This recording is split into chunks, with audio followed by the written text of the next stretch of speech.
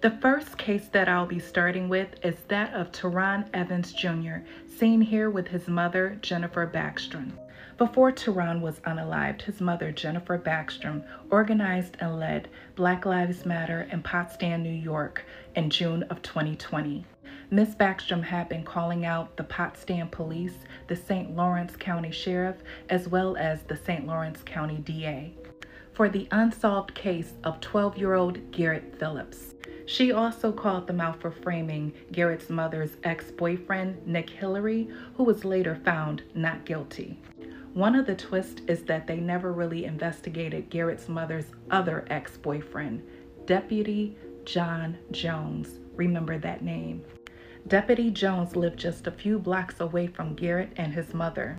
There's camera footage that shows Deputy Jones arriving home 20 minutes before Garrett was unalived. There's also security footage showing Garrett skateboarding, and although a little bit blurry, he's seen conversing with Deputy Jones. I would also like for you to remember this tidbit of info. Deputy Jones was friends with the lead detective, Mark Murray, in the Garrett Phillips case.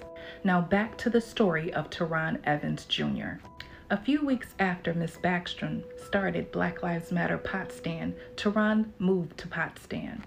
They were both activists, often protesting together throughout the North Country. About 7 months later, his on-again, off-again girlfriend, Crystal Hamilton Kipp, who he later found out that her and her son were police informants. Crystal here called Miss Backstrom and stated that her son, Terron, had unalived himself by ODing.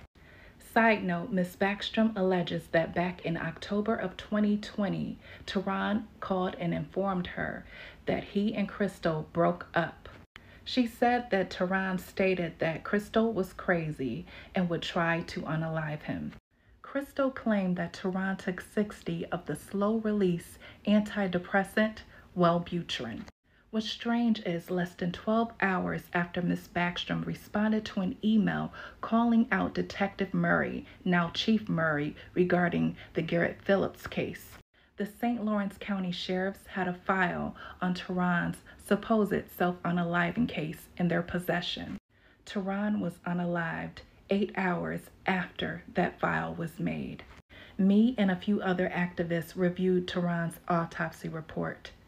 There were no pills in his stomach. There were no traces or effects of anyone that would have OD'd, and we had a medical professional reviewing the case. But somehow the toxicology report states that there was a lethal dose of Wellbutrin. I will try and tag the video of the redacted body cam footage or post it myself so that you can see the officer perform so-called CPR on Terron. The officer appeared to have what looked like a flashlight or phone in his hand while performing CPR on Terron while he was still on the bed. Ms. Backstrom has been fighting for justice for her son Terron mainly by herself. She has filed about 5 FOIL requests, and they have all been denied. She was denied things like the statements of those that were interviewed and the supposed unaliving note and more. But there are ways that you can help by calling these numbers and requesting an investigation into the death of Terron Evans Jr. Also contact St. Lawrence County Attorney for the initial 911 call of Terron's unaliving on January 8, 2021.